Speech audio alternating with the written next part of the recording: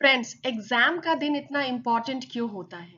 चाहे आपने कितना भी स्टडी कर लिया हो, कितनी भी प्रिपरेशन कर ली हो, लेकिन अगर उस दिन आपका परफॉर्मेंस सही नहीं जाता है तो समझिए खेल जो है ना वो शुरू होने से पहले ही खत्म हो गया। एग्जाम के दिन आपका माइंडसेट कैसा है वो बहुत ही ज्यादा इम्पोर्टेंट है। तो इसमें क्या होता है कि अगर कोई स्टूडेंट एवरेज स्टूडेंट भी है लेकिन उसने स्मार्ट टिप्स अप्लाई किए तो वो इजीली क्वालिफाई कर लेगा, और बहुत पढ़ के भी कुछ स्टूडेंट्स गलतियां करके आ जाएंगे जो उनके रैंक को, उनके स्कोर को इफेक्ट करेगा। तो सिर्फ नॉलेज ही नहीं, आपको टाइम मैनेजमेंट स्किल भी आना चाहिए, जिसमें कि स्पीड, एक्यूरेसी और आप कितने काम हो, ये सारी चीजें डिसाइडिंग फैक्टर है। तो not only knowledge but time management skills, speed, accuracy and calmness. तो एग्जाम क्या है? एग्जाम असल में एक प्रेशर टेस्ट है। कौन जो है वो प्रेशर को हैंडल कर पाता है और कौन जो है उसको लगता है अब तो गया, ये हाथ से निकल गया, अब ये एग्जाम क्वालिफाई नहीं होगा। तो उस दिन का माइंडसेट बहुत ही इम्पोर्टेंट है, और क्योंकि वही दिन जो है वो आपका जो सक्सेस है, जो आपका रिजल्ट जो है वो वही डिसाइड करता है। देखो, मैं अपने चैनल पे बहुत सारे पोल क्वेश्चंस करवाती रहती हूँ। जैसे रिसेंटली मैंने एक डाला था क्वेश्चन कि how do you usually attempt MCQs in the exam. इसमें 4 ऑप्शंस थे, तो किसी स्टूडेंट ने मुझसे पूछा था कि मैम आपके हिसाब से कौन सा सही है।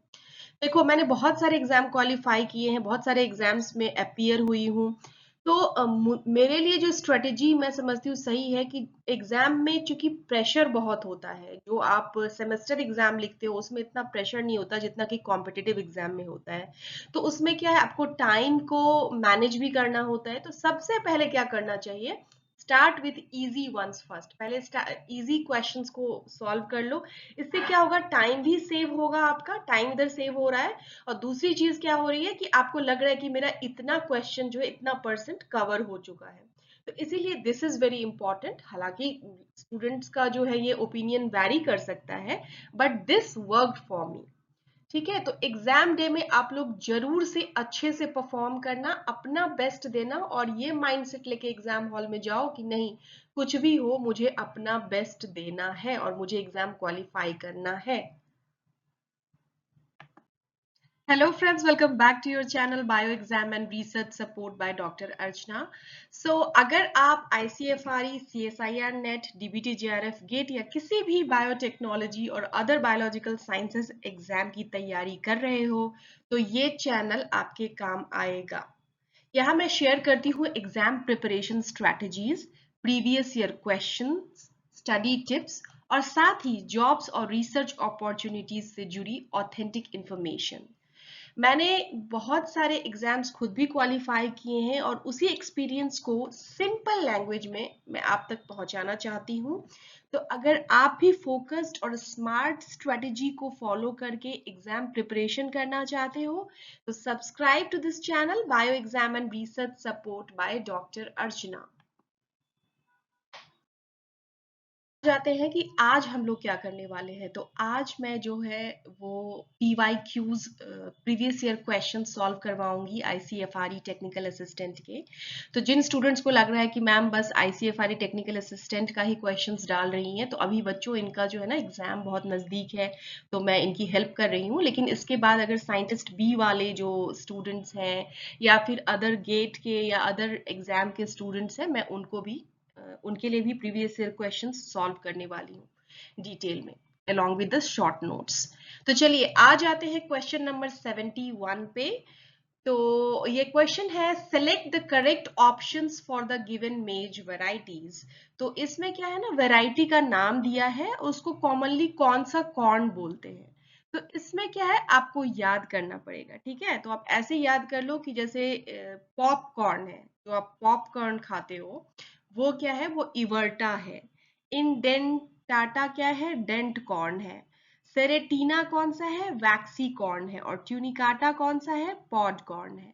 तो ये आपको याद करना पड़ेगा, जितने भी कॉर्न है उनका कॉमन कौन सा नेम है और उसका कैरेक्टरिस्टिक क्या है, साथ में आप वो भी याद कर सकते हो। जैसे कि जो जो सेरेटिना है, जिसे वैक्सीकॉर्न कहते हैं, उसे वैक्सीकॉर्न इसलिए कहते हैं कि इसका जो ग्रेन्स होता है ना, उसमें वैक्सी स्टार्च होता है जिसे एमाइलोपेक्टिन कहते हैं। तो किसी चीज का नाम अगर कुछ पड़ता है, कुछ उसको बुलाते हैं हम लोग, तो उसका कैरेक्टरिस्टिक होता है, जैसे कि वैक्सीकॉर्न का मैंने बताया। वैसे ही पॉपकॉर्न का क्या है, ये स्मॉल हार्ड ग्रेन्स होते हैं दैट पॉप व्हेन हीटेड, इसलिए हम लोग बोलते हैं पॉपकॉर्न। ठीक है, तो इस तरीके से आपका ये 71 जो क्वेश्चन है वो सॉल्व हो गया है। और एक बात और मैं कहूंगी, जिन्होंने ये पेपर डाउनलोड नहीं किया है वो जाके इसको डाउनलोड कर लीजिए। लिंक मैंने पिछले वाले वीडियो पे दे दिया था। अगर आपको यहाँ भी लिंक चाहिए तो आप प्लीज कमेंट करो, मैं यहाँ भी वो लिंक डाल दूंगी। आप जाके डाउनलोड करो और पेपर लेके बैठो। जब आप ये सेशन देखने बैठते हो, पेपर लेके बैठो और साथ के साथ इसको करते जाओ। ठीक है, अब इसके बाद नेक्स्ट क्वेश्चन करते हैं। Next question is which of the following statement about C3 plants is correct. देखो, अभी कल या परसों मैंने एक वीडियो डिटेल में डाला था फोटोसिंथेसिस के ऊपर, जिसका थंबनेल आप यहाँ पे देख सकते हो। और इसीलिए सारे वीडियोस देखना बहुत ज्यादा इंपॉर्टेंट है, क्योंकि अगर आपने इसको देख लिया होता तो आप इसको इमीडिएटली इसको आप सॉल्व कर लोगे। तो इसका आंसर है सी। तो कह रहा है क्या, इसमें 3 स्टेटमेंट दिए हुए हैं। अब आपको पता करना है कि कौन से स्टेटमेंट करेक्ट है C3 प्लांट्स के लिए। ठीक है, तो पहला है the first stable product of photosynthesis during dark reaction is 3PGA, जो मैंने आपको बताया भी था और ये बहुत ही कॉमन फैक्ट है। ऐसे ही आपको ये भी जाके वीडियो में देखना है कि C4 का क्या है, तो उसका OA है, ऑक्जेलो एसिटिक एसिड है। ठीक है, अब सेकेंड आ रहा है कि water use efficiency and photorespiration rate are high in C3 plants which is incorrect, ऐसा नहीं होता है।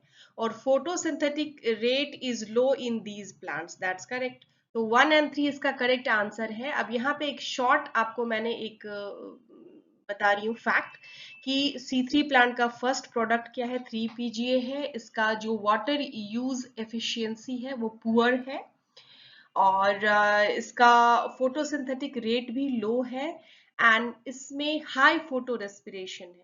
क्या है, फोटो रेस्पिरेशन रेट जो है वो हाई है, लेकिन वाटर यूज एफिशिएंसी लेस है। तो इस तरह से आपका ये क्वेश्चन सॉल्व हो गया। आप जाते हैं नेक्स्ट क्वेश्चन पे। Question is which statement is or are true about field capacity. तो सबसे पहले फील्ड कैपेसिटी को समझ लेते हैं, फिर क्वेश्चन के स्टेटमेंट्स को हम लोग पढ़ेंगे। ठीक है, तो पहला स्टेटमेंट, जो पहला पॉइंट जो हमें समझना है कि व्हाट इज फील्ड कैपेसिटी। तो फील्ड कैपेसिटी क्या है, upper limit of available water held against gravity. देखो, जो सैचुरेशन जो है, तो उसमें क्या होता है, ये ड्रेन कर जाता है क्विकली और ये अनअवेलेबल होता है प्लांट्स के लिए। और फील्ड कैपेसिटी जो है ना, upper limit of available water है, जो ग्रेविटी के अगेंस्ट हेल्ड होता है। और जो परमानेंट विल्टिंग पॉइंट है वो क्या है, lower limit of water availability. तो ये सारी चीजें पॉइंट्स जो है ना आपको समझना पड़ेगा। ठीक है, अब देखो स्टेटमेंट को पढ़ो। The moisture held by the soil against the gravitational force, ये करेक्ट स्टेटमेंट है। The energy status of water at field capacity is -0.1 to -0.33 bars, again it is correct statement, इसको याद कर लो। एंड थर्ड है, it is considered as the lower limit of water availability to plants, जो कि incorrect है, क्योंकि इसको बोलते हैं permanent wilting point, not field capacity. तो इस हिसाब से इसका आंसर है A, that is 1 and 2 are correct. तो इस तरह से अगर पढ़ोगे ना एप्लीकेशन समझकर, जैसे आपने फील्ड कैपेसिटी के बारे में पढ़ा बताया, तो आपने सैचुरेशन भी समझ लिया, परमानेंट विल्टिंग पॉइंट क्या है ये भी देख लिया, हाइग्रोस्कोपिक वाटर क्या होता है ये भी देख लो। तो इस तरह से इससे रिलेटेड सारे क्वेश्चंस आपको आ गए। तो हर साल ये क्वेश्चन रिपीट नहीं होगा, इससे रिलेटेड क्वेश्चंस रिपीट होंगे, तो आपको उससे रिलेटेड सारे टर्म्स को पढ़ लेना है। Now, next question is match the modification of antennae with the correct insect.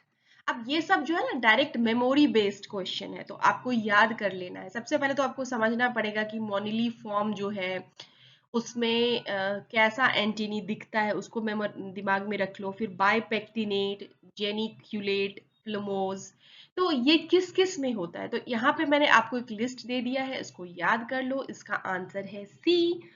तो जो बीडी मोनिली फॉर्म होता है वो टर्माइट्स में होता है। फेदरी प्लमोज मेल मॉस्क्यूटो में होता है। एल्बोर्ड जेनिक्यूलेट जो है वो हनी बी में होता है। Comb bipectinate silk worm male moth में होता है। तो इसको याद करना है, इसको आप अभी तुरंत याद कर लो। 1 सेकेंड के लिए इस वीडियो को, 5 सेकेंड के लिए आप इसको पॉज करो और इसको याद कर लो या फिर कहीं नोट डाउन कर लो। Next question is consider the following elements. क्या क्या बोल रहा है? कैल्शियम, जिंक, फास्फोरस और मैग्नीशियम। तो ये पूछ रहा है कि acidic soils are deficient in which of the above nutrient element. तो सबसे पहले आप क्या करो, जाके रेंज पता कर लो कि एसिडिक सॉइल क्या होता है, न्यूट्रल सॉइल क्या होता है, अल्कलाइन सॉइल क्या होता है। तो देखो एसिडिक सॉइल का जनरली पीएच 6.5 से कम होता है, 6 से कम होता है। और ये किस चीज में डेफिशिएंट होता है? तो एसिडिक सॉइल जो है वो डेफिशिएंट होता है कैल्शियम में, मैग्नीशियम में, फास्फोरस में, मॉलिब्डेनम में। और ये एक्सेस किस में होता है, मतलब इसमें टॉक्सिक लेवल तक कौन सा जो है वो एलिमेंट हो जाता है? तो आयरन, मैंगनीज, एल्यूमिनियम और कभी कभी जिंक एंड कॉपर। ठीक है, तो एसिडिक सॉइल में ये होता है। साथ ही मैं आपको बता दूं कि एल्कलाइन या जिसे हम कैल्सिरस सॉइल कहते हैं, जिसका पीएच 7.5 से ज्यादा होता है, वो किस चीज में डेफिशिएंट होता है? वो जिंक में डेफिशिएंट होता है, आयरन में डेफिशिएंट होता है, मैंगनीज में डेफिशिएंट होता है, कॉपर, बोरॉन और फास्फोरस में होता है। क्यों होता है? क्योंकि कैल्शियम और फास्फोरस का ना फिक्सेशन हो जाता है। और इसमें हाई क्या रहता है? Calcium, magnesium. तो ये जो आपका मतलब मैंने पूरा बता दिया एसिडिक में क्या प्रॉब्लम है, अल्कलाइन में क्या प्रॉब्लम है, इसको अच्छे से याद कर लो। और इस क्वेश्चन का आंसर होगा सी, दैट इज 1, 3 एंड 4 ओनली। क्या क्या है? कैल्शियम, फास्फोरस और मैग्नीशियम जो है वो एसिडिक सॉइल में डेफिशिएंट होता है। और एक्सेस क्या होता है एसिडिक सॉइल में? आयरन, उसके बाद आपका आ जाता है मैंगनीज, उसके बाद आपका आ जाता है जिंक, एल्यूमिनियम एंड कॉपर। तो 2 नहीं होगा, 1, 3 एंड 4 होगा। Question is which of these are reflectant type of anti-transparents? तो देखो इस क्वेश्चन को सॉल्व करने से पहले सबसे ज्यादा इंपॉर्टेंट है कि हमें पता होना चाहिए कि एंटी ट्रांसपेरेंट्स आखिर होते क्या हैं। देखो नाम से ही सब कुछ एक्सप्लेन हो जाता है। एंटी ट्रांसपेरेंट्स मतलब एंटी ट्रांसपिरेशन। तो ये ऐसे केमिकल्स या सब्सटेंसेस होते हैं जो लीफ से जो वाटर लॉस होता है ना थ्रू ट्रांसपिरेशन, उसको ये कम करते हैं, इसीलिए इसे एंटी ट्रांसपेरेंट्स कहते हैं। तो ये कब अप्लाई होगा आप बताओ? एंटी ट्रांसपेरेंट्स कब अप्लाई होगा? यस करेक्ट, ये तब अप्लाई होगा जब मिट्टी में पानी कम हो, मतलब सॉइल में जो है वाटर डेफिशिएंसी हो या बहुत ज्यादा गर्मी हो, ड्रॉट हो। तब क्या हो, इन ट्रांसपेरेंट्स का यूज करके जो प्लांट्स है ना उनके मॉइस्चर को सेव कर सकते हैं। ठीक है, तो अब इसमें बहुत टाइप के होते हैं एंटी ट्रांसपेरेंट्स। कुछ स्टोमेटल क्लोजिंग कॉज करते हैं, कुछ जो है वो ग्रोथ रिटार्डेंट होते हैं, कुछ रिफ्लेक्टेंट होते हैं। ये बॉटम में मैंने आपको एक उसका एग्जांपल के साथ दे दिया है, उसे आप अच्छे से याद कर लो। एंड जो है इसका आंसर है क्वेश्चन का D, that is calcium bicarbonate and China clay. तो क्या होता है कि ये जो रिफ्लेक्टेंट टाइप ऑफ एंटी ट्रांसपेरेंट्स हैं, उसको क्या करता है कि लीफ के सरफेस पे क्या करता है, ये एक लेयर बना देता है। उस लेयर से क्या होता है कि जो सनलाइट है ना वो रिफ्लेक्ट हो जाता है, इसीलिए इसको रिफ्लेक्टेंट टाइप बोलते हैं। और अब सनलाइट रिफ्लेक्ट हो गया तो जो है लीव्स का टेम्परेचर जो है वो कम होता है और वाटर लॉस कम होता है, ट्रांसपिरेशन भी कम हो जाता है। इसीलिए कैल्शियम बाइकार्बोनेट और चाइना क्ले को यूज किया जाता है। ये इसी कैटेगरी के एग्जाम्पल है और बाकी के एग्जाम्पल्स आपको नीचे दिखेंगे, आप वो देख लो।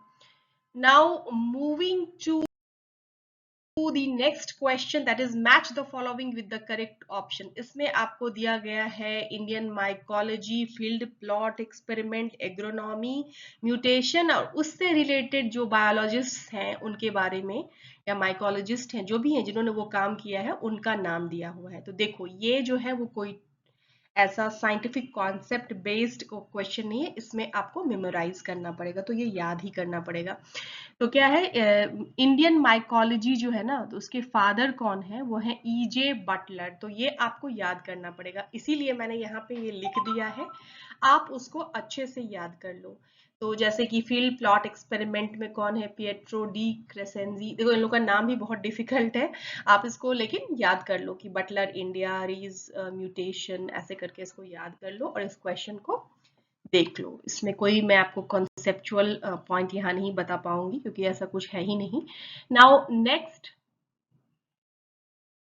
Question is which of the following statement is not correct. यहाँ पे बहुत सारा स्टेटमेंट दिया है, देखो मैंने हाईलाइट किया है नॉट करेक्ट। क्यों हाईलाइट किया है, क्या होता है कि हम एग्जाम में बहुत हरी में होते हैं, बहुत जल्दबाजी में होते हैं, और जैसे कि अगर हमने यहाँ पे नॉट करेक्ट के बदला करेक्ट पढ़ लिया तो हम ये देखने लगेंगे ऑप्शन में कि करेक्ट कौन सा है और शायद किसी एक अलग ऑप्शन को लगा के आ जाएंगे। बट यहाँ पे क्या पूछा जा रहा है, यहाँ पे पूछा जा रहा है कि विच of the following statement is not correct. तो बाकी के 3 जो उसके स्टेटमेंट्स होंगे वो करेक्ट होंगे, जो एक गलत होगा ना वही इसका सही ऑप्शन है, क्योंकि यहाँ पे नॉट करेक्ट पूछा गया है। तो एग्जाम में ये क्वेश्चन हो या कोई और क्वेश्चन हो, आप एग्जाम में इस चीज का ध्यान रखना। तो देखो टॉक्सिन्स जो है बहुत सारे माइक्रो ऑर्गेनिजम्स प्रोड्यूस करते हैं, और अब देखो इसको याद करने का भी ट्रिक जो है ना इस क्वेश्चन में ही है। तो देखो बोल रहा है कि phaseolotoxin is produced by Pseudomonas syringae PV phaseolicola. देखो फेजिलोटॉक्सिन, तो ये करेक्ट स्टेटमेंट है, मतलब ये नहीं है कि मैं उसका नाम पढ़ के आपको बता रही हूँ, ये बात फैक्ट है, but I am just trying to relate with the end name and यहाँ पे जो फेजिलोटॉक्सिन है उसको। ऐसे ही 10 टॉक्सिन जो है ना वो अल्टरनेरिया अल्टरनाटा से प्रोड्यूस होता है। विक्टोरिन जो है ना उसके लिए देखो अब लास्ट में विक्टोरी है और विक्टोरिन उसका प्रोड्यूस कर रहा है। तो इस तरह से आप याद कर लो कि कौन सा टॉक्सिन कौन से माइक्रो ऑर्गेनिज्म प्रोड्यूस करते हैं। नीचे भी मैंने लिस्ट दे दिया, उसको आप याद कर सकते हो।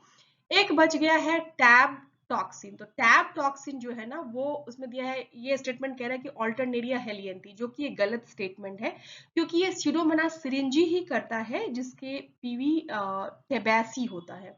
तो आपको ऐसे याद, देखो नाम भी एंड वाला जो है ना उसी के बेसिस पे, टॉक्सिन के बेसिस पे ही उसको लिखा हुआ है। तो इस तरह से आप जब भी पढ़ रहे हो तो एक देखो कि कैसे उसको याद कर सकते हैं, क्या रिलेटेड है, कैसे इसको सॉल्व कर सकते हैं। तो आप देखो चीजें तो बहुत सारे फैक्ट्स हैं, कितना याद रखोगे, तो कुछ कोरिलेशन, कुछ नेमोनिक्स, ये सब सारे ट्रिक्स अप्लाई करने पड़ते हैं। आ जाते हैं क्वेश्चन नंबर 79 पे। Match the fodder crops with toxic substance found in. पिछले क्वेश्चन में क्या देखा था कि माइक्रो ऑर्गेनिज्म में कौन सा टॉक्सिन प्रेजेंट है। अभी यहाँ पे क्या देख रहे हैं कि जो फॉडर क्रॉप्स जो हम लोग एनिमल्स को खिलाते हैं उसमें कौन कौन से टॉक्सिक सब्सटेंसेस हो सकते हैं। तो क्या क्या नाम है इन फॉडर का, Lucerne, Napier grass, sweet clover, white clover. तो देखो ल्यूसर्न जो होता है ना उसमें सैपोनिन होता है, याद कर लो सैपोनिन होता है ल्यूसर्न में।